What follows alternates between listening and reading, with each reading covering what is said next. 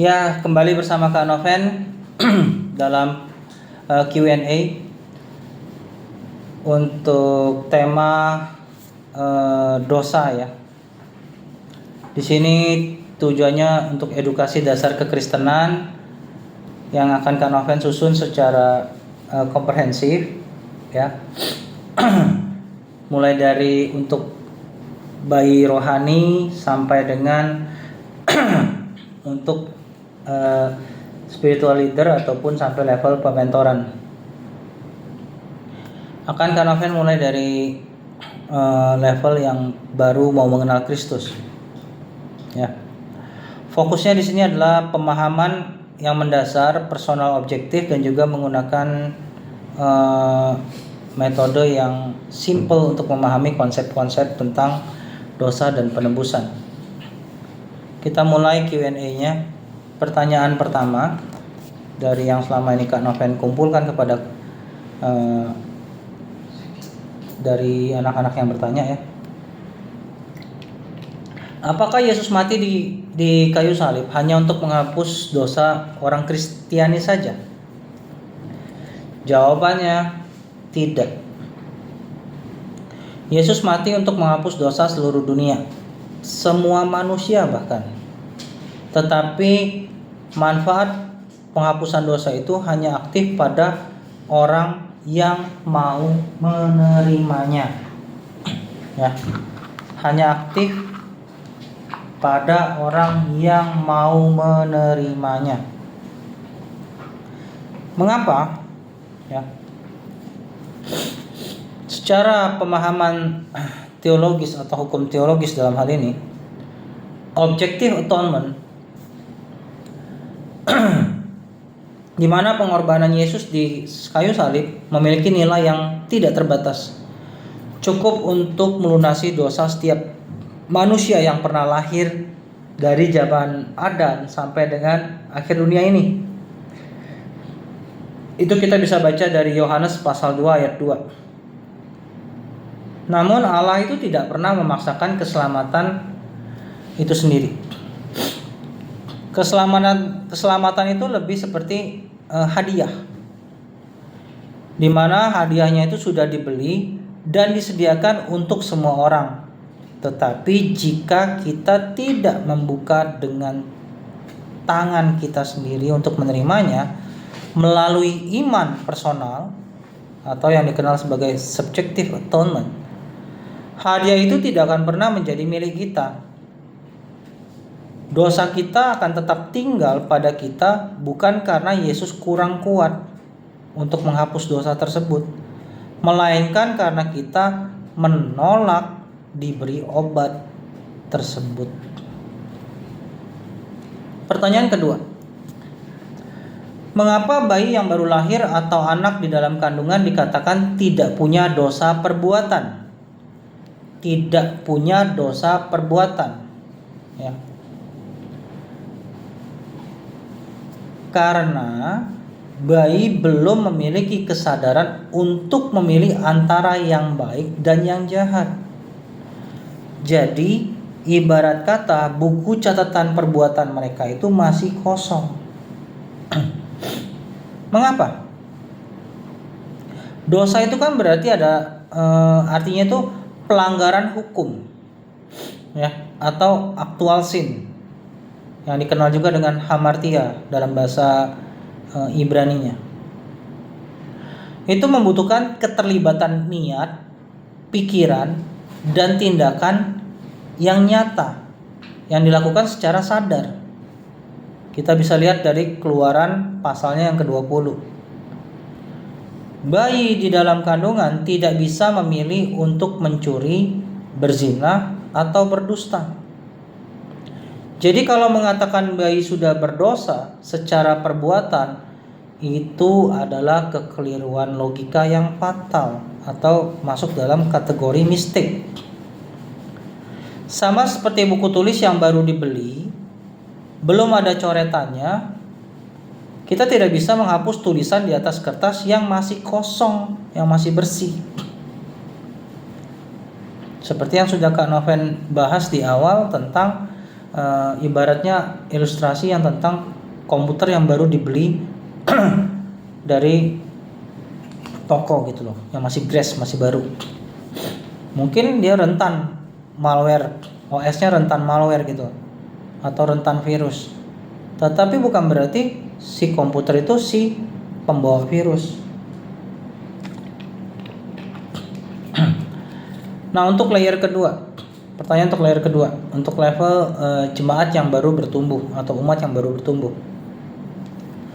Sudah bukan susu lagi levelnya, tapi mulai makanan padat, misalnya daging gitu. Ya. Nah, fokusnya di sini membedakan konsep teologis secara doktrinal dan juga meluruskan bias konfirmasi yang terjadi dan memahami struktur keadilan Allah itu sendiri. Untuk pertanyaan ketiga, jika bayi lahir bersih dari dosa perbuatan, mengapa di dalam kekristenan kita tetap mengenal adanya dampak kejatuhan Adam? Lalu apa bedanya dengan dosa perbuatan? Jawabannya begini. Bayi lahir tidak membawa kesalahan hukum pribadi atau yang kita kenal sebagai guilt. G-U-I-L-T. Guilt dalam bahasa Indonesianya tulisannya seperti itu. Tetapi membawa kodrat yang rusak dan fana atau dikenal sebagai ancestral atau juga dikenal sebagai original sin akibat kejatuhan Adam. Disinilah kita harus membedakan antara kesalahan hukum aktif, guilt, dan kondisi kerusakan kodrat. Ya, kondisi kerusakan kodrat atau yang dikenal dengan spiritual disease. Berdasarkan Yehezkiel pasal 18 ayat 20, Allah tidak menghukum seorang anak. Allah tidak menghukum seorang anak atas kejahatan ayahnya. Jadi bayi tidak menanggung kesalahan kriminal Adam. Dosa itu tetapi karena Adam jatuh ke dalam dosa, ya, dalam dosa itu sendiri, seluruh cetak biru atau blueprint kodrat manusia menjadi rusak, rapuh dan condong pada maut gitu loh, serta kefanaan. Jadi kalau kita ambil analogi medis, jika seorang ibu itu mengidap virus tertentu saat hamil, bayi yang lahir akan punya kecenderungan mewarisi virus tersebut di dalam tubuhnya. It means itu kondisi yang rusak atau sakit gitu. Bayi itu tidak bersalah atas munculnya virus tersebut, tetapi dia tetap membutuhkan dokter atau tabib ilahi, dan obatnya itu sendiri adalah Kristus gitu, agar virus itu tidak membunuhnya saat dia bertumbuh besar atau tidak memiliki dampak yang negatif terhadap kehidupannya. Ya. Jadi virus itu harus dinetralisir. Dalam konteks ini, darah Kristus itu menetralisir ataupun mengurangi dampak dari dosa itu sendiri. Karena sudah diberikan hati yang baru dan kodrat yang baru, terjadi restorasi imago Dei. Pertanyaan keempat, mengapa Kristus yang disalib tetapi kita yang harus bertanggung jawab kepadanya? Bukankah itu terbalik secara hukum? Karena Yesus adalah Tuhan yang inkarnasi menjadi korban pengganti yang sah, korban tebusan, ya, membuat Yesus itu memegang otoritas penuh atas hidup kita. Mengapanya tuh begini? Dalam teologi vicarious atonement,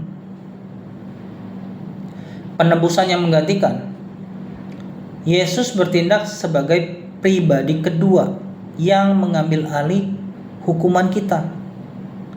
Tetapi Yesus bukan sekedar manusia biasa yang dihukum. Kristus itu adalah pencipta yang memakai tubuh manusia, yang mengambil kodrat manusia. Dalam Yohanes pasal 1 ayatnya yang ke-14.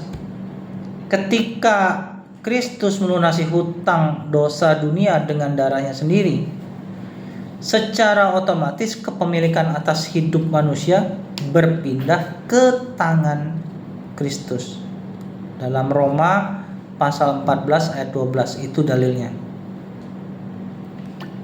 Jadi kita bertanggung jawab kepada Kristus bukan sebagai terdakwa di hadapan hakim yang kejam, melainkan sebagai budak yang telah ditebus. Apolitrosis istilahnya. Jadi dari pasar budak maut, ya, sehingga kini kita tuh wajib setia kepada Tuhan baru kita yang penuh kasih. Kita tuh sudah ditebus dari pasar budak maut dalam konteks ini.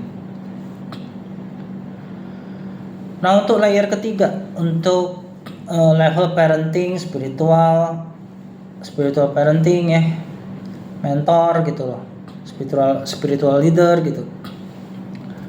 Fokusnya adalah gini. Ini untuk strategi counseling, edukasi keluarga, di mana kita akan melakukan dekonstruksi fallacy ataupun cacat logika yang beredar dalam pengajaran-pengajaran yang perlu kita uji ulang gitu loh. Lalu juga aplikasi telosnya dan aksiologi ya. Telos itu maksudnya tujuan. Pertanyaan kelima, bagaimana seorang mentor atau spiritual leader mendepak debunking ataupun pemahaman salah yang beredar pada remaja, jemaat yang menganggap bahwa karena Yesus sudah menghapus dosa saya, jadi saya bebas berbuat dosa lagi. Nah, ini yang harus kita bangun ulang pemahamannya. Ya. Pemahamannya jadi begini. Kita mesti reorientasi esensi keselamatan dari sekedar amnesti hukum menjadi persekutuan pernikahan spiritual atau yang dikenal dengan kita tuh sebagai mempelai Allah atau bisa dikategorikan sebagai mystical marriage ya. Jadi di mana umat ataupun jemaat yang berpikir demikian sedang terjebak dalam cheap grace, anugerah murahan, karena sudah ditebus berarti boleh berbuat dosa secara serampangan. Nah, itu terjebak pada cheap grace ya. Akibatnya apa? Mengalami cacat logika, strawman fallacy. Kenapa strawman fallacy? Karena menyederhanakan keselamatan hanya sebagai tiket bebas neraka. Seperti kalau main monopoli dapat kartu bebas dari penjara, yang berarti tidak dipenjara. Nah, dalam hal ini tuh kalau sebagai mentor kita mesti menggunakan pendekatan aksiologi atau dikenal sebagai telos atau tujuan akhir,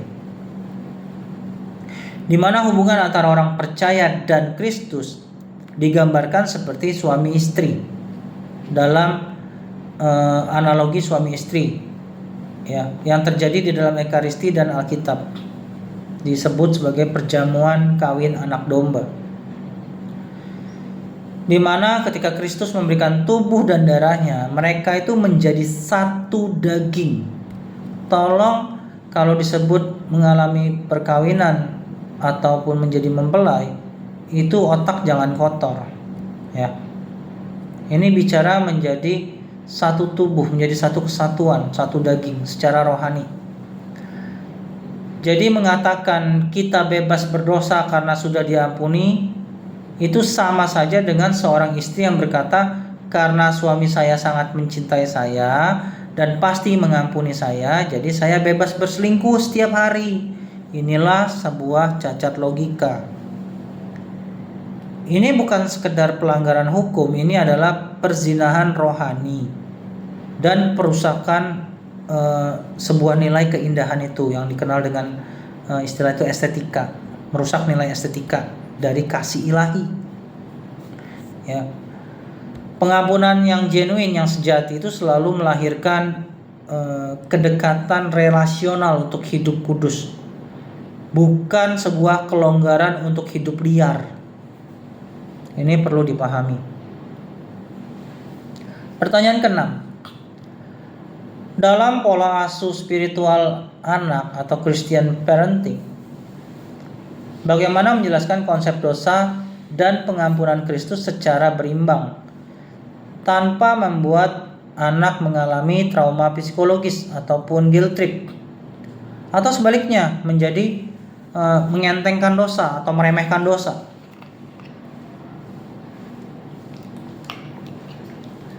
Dengan menekankan identitas anak sebagai buku yang sedang ditulis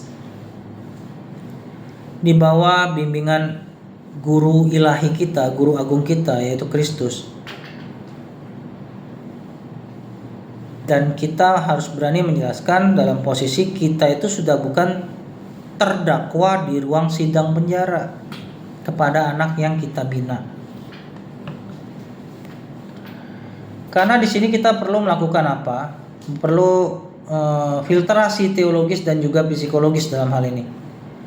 Menakut-nakuti anak dengan api neraka atau mencap mereka anak kotor yang penuh dosa sejak bayi, itu akan merusak struktur ego dan perkembangan spiritual mereka, atau yang dikenal sebagai neurotic guilt. Sebaliknya, membiarkan anak tanpa koreksi moral akan menciptakan relativisme moral yang tumpul. Nggak peka dia kalau dengan dosa. Kedua, aplikasi praktis bagi mentor ataupun leader spiritual atau juga orang tua rohani atau orang tua biologis bahkan untuk mementoring anak mereka sendiri. Gunakan analogi buku tulis. Ajarkan kepada anak bahwa saat mereka bertumbuh, mereka tuh mulai menulis lembaran hidup mereka sendiri. Ketika mereka melakukan kesalahan seperti berdusta, mukulin teman, ngebully teman, saat itulah coretan hitam di buku mereka ada yang kita perlu kasih tahu itu sebagai actual sin. Di sini kita mesti menekankan bahwa Kristus hadir bukan membawa cambuk untuk menghukum kertas yang kotor, ya, melainkan membawa penghapus terbesar yaitu darahnya sendiri. Karena Kristus sangat menyayangi anak-anak, tugas orang tua adalah ataupun mentor adalah melatih anak untuk mengenali coretan tersebut dengan cara apa? Mengaku dosa. Meminta kepada Sang Guru Ilahi, kepada Kristus sendiri untuk menghapus dan belajar menulis lagi dengan rapi, bertumbuh dalam kekudusan, sadar akan kesalahannya dan mengubah sikapnya. Mengapa mereka melakukan itu kepada temannya? Perlu ditanyakan motivasinya apa. Nah, dalam hal ini mudah-mudahan cukup membantu dan membangun untuk memahami, ya. Semoga Q&A mengenai konsep dosa ini dipahami lebih lanjut. Tuhan Yesus memberkati.